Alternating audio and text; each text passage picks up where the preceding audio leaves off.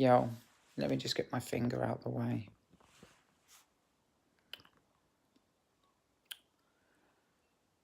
Not much of an intro. Hi, how you doing? Not very convincing either. I guess it's just the mood I'm in. Um, which, how I would explain the space that I'm holding right now. It's not really the space, it's more like the buzz, really. Um, and a buzz is like an interesting thing because, you know, happiness is an emotion, yeah. That's pretty clear. But like a buzz off of a glass of Guinness, right now, is it gets a bit confusing because I wouldn't call it happiness, not like, because I was on my way home from mum's, right? I was in Gamlingate, I left hers and I waited at the bus stop, which was, it was okay, but it was waiting for a bus. And then I got on the bus and we were driving, and I started to feel really, really happy. And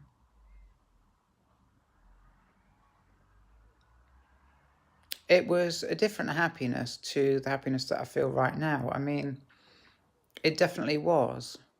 Um, the happiness I feel right now is more of a sort of a beer buzz. And I was asking myself, because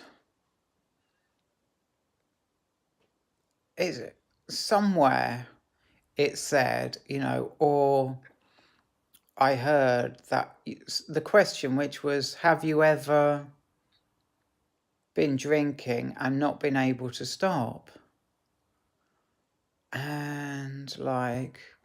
And also my mom, yeah, she was really, really against me getting into alcohol, really against it. She even said to me straight out, I don't want you getting into alcohol. And alcohol has never, to be telling the truth, yeah, alcohol has never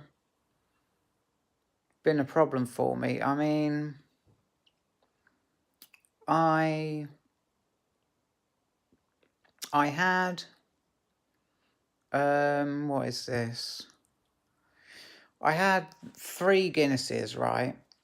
That's the most I've ever drunk. This was about so like a year and a half ago. It's down the Royal Oak in Castor. I had 3 beers, but like I'd met someone interesting, and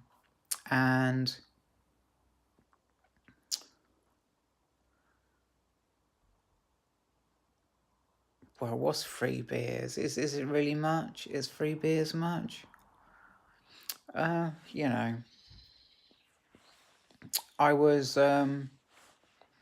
drinking Guinness, right? I was downing it, so I downed 3, yeah. No, that's a lie. Well, not a lie. It's more right, yeah. To say I downed the first one, and I was just drinking the last 2, and I was smoking roll-ups. She kept giving me these roll-ups. I was smoking the roll-ups. She gave me a tenner for Guinness. For my last Guinness, I bought a Guinness out of it, kept the change. And what I'm holding is that it's a really positive vibe, actually. I mean, and I am feeling positive vibe from the buzz of the beer, but that's not the positivity that I'm talking about.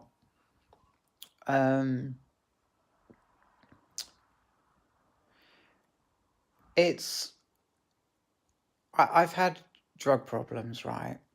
hard drugs, and I know what it's like to be addicted. I know what it's like to have some. You know how I explained with the beer. Have you ever had a beer and not been able to stop? Well, I've had that with hard drugs, and so I have experienced it. I have experienced it. Um,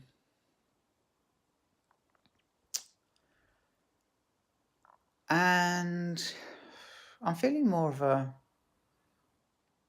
a chillness, really.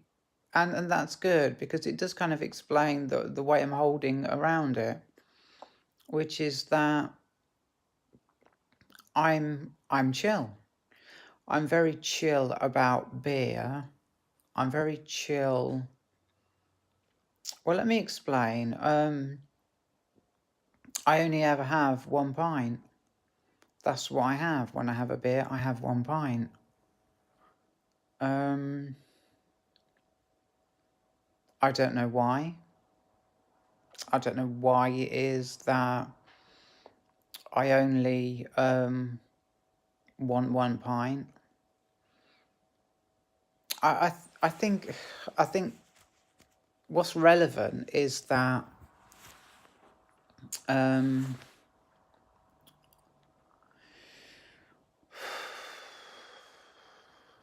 um,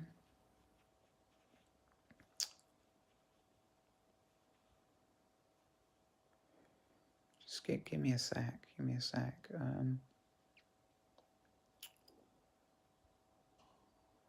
I mean, yes, I was addicted to hard drugs, and I'm a bit mixed up because um,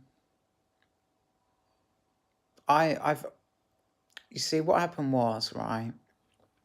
I'm 44 years old. I might not look it, but I am, yeah. And when I was a teenager, sort of like 18 to 21, um, I was addicted to marijuana, right? And I gave that up when I was 21, and obviously I've lived many, many years living a clean living. That's what my psychiatrist, Dr. Lorimer, called it.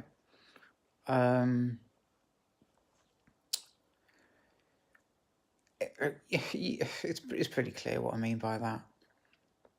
And I've always felt that, like, when I got into hard drugs, yeah, I was aware that when I was a teenager, I'd gotten into drugs, right?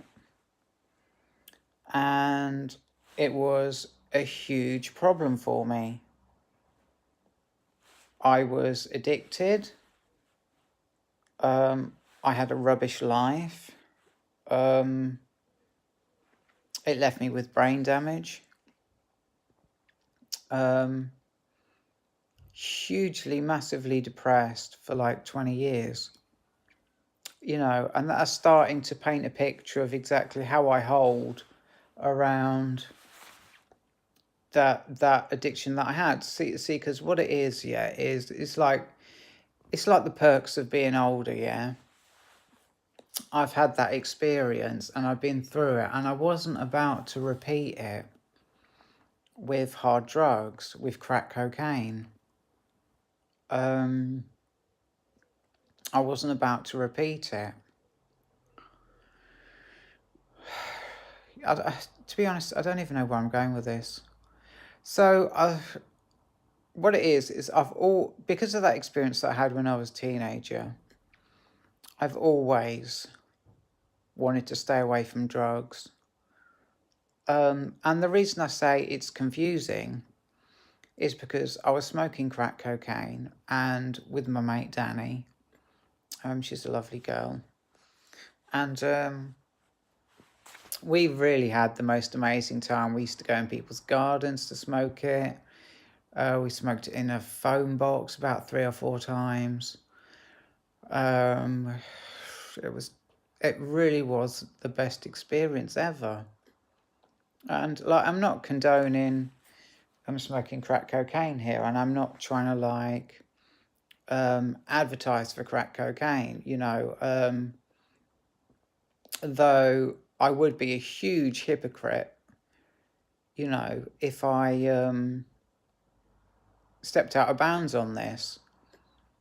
So please don't smoke crack cocaine, but like, so it's very confusing. So I've done hard drugs. I've enjoyed the hell out of it, though I'm not a person, right? And this is the contradicting part. I'm not a person who enjoys hard drugs,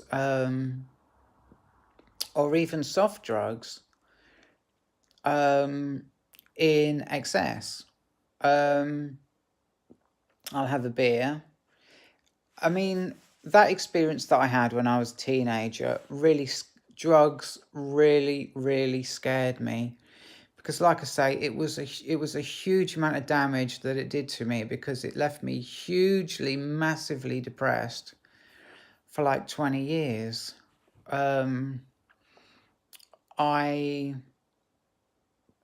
It completely took away from me my awareness. I just wasn't aware. I didn't know what was going on around me. I didn't know who people were. I didn't know how they ticked. I couldn't hold a conversation with anyone. I couldn't get no kind of a job. I was really brain damaged. And that's for real. I know that many people like heavily smoke marijuana, and they're 100% fine on it. Maybe not 100% fine. Maybe they have like serious anxiety, but like, they're 100% fine. There's no like lasting damage. But yeah, this turned into kind of a strange video, really. I mean, I thought I was going to be talking about what I did today. I thought I was going to be talking about more of a like right now kind of talk, not sort of like jumping around in my history to different things that I've done. But it does explain the present, which is that, I had a beer, and I only have one beer. I mean, I'd feel like, this is just me expressing myself, I don't know if it's true or not, but this is how I'd feel. If I had two beers in a row, I'd feel like I really let myself down. And the reason I say that is because beer, for me, is similar to coffee, right? I was talking to the taxi driver today on my way to the doctor's. He's given me a lift lots of times, yeah. And I remember this. I talked to him one time about something that he said one time, right? Like how he drinks all this coffee and it doesn't keep him awake. It doesn't really do much to him. He just drinks tons of coffee. And the thing about that is that when I drink coffee, yeah. Sorry, I'm slipping down. I do try and keep myself not coming off the top of the screen. I do, because it looks funny. Just checking that, yeah, should be all right. So coffee, yeah. So I'll have a coffee in the morning, yeah. There's a whole other video about like my anxiety caused by coffee and how I gave up coffee and things like that. But I'll have one coffee in the morning, a really strong Bristol strength coffee, right? And the reason I'll just have one and a few like just instant coffees at Shop Mobility is because the buzz that I get from that coffee is such a strong, such sort of hyper, is such a hit. It really is such a hit. It makes me feel amazing, like one beer does. So like one coffee or one beer is quite similar. I'd say a beer is nicer though. I would say a beer is nicer. And that's how I compare beer and coffee. And I know I've explained it, but I'm just gonna say that if I had, so I'm slipping again. If I had more than one beer, would be like having more than one coffee. And I don't want to end up like that taxi driver who just drinks coffee after coffee after coffee, yeah, and even goes to sleep on it.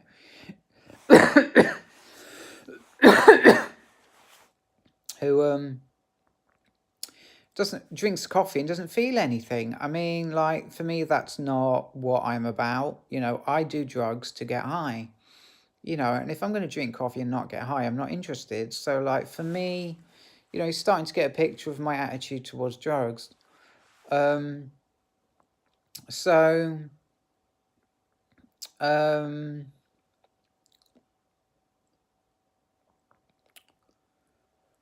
yeah, yeah, yeah. That has explained. You know, you do know where I'm coming from. You do know where I'm coming from. So if I had two beers, like, I'd feel like, why did I do that? You know, that's just not helping. Two beers is just not helping. I mean, I really do get such a beautiful, long-lasting high off of. Let me just check the time. Oh, this video's going really well. I'm getting a lot in a short time. Because I mean, it's a strong positivity, you know, that I have one beer and it hits me so well and for so long and feeling so happy and so lovely, you know, for so long. And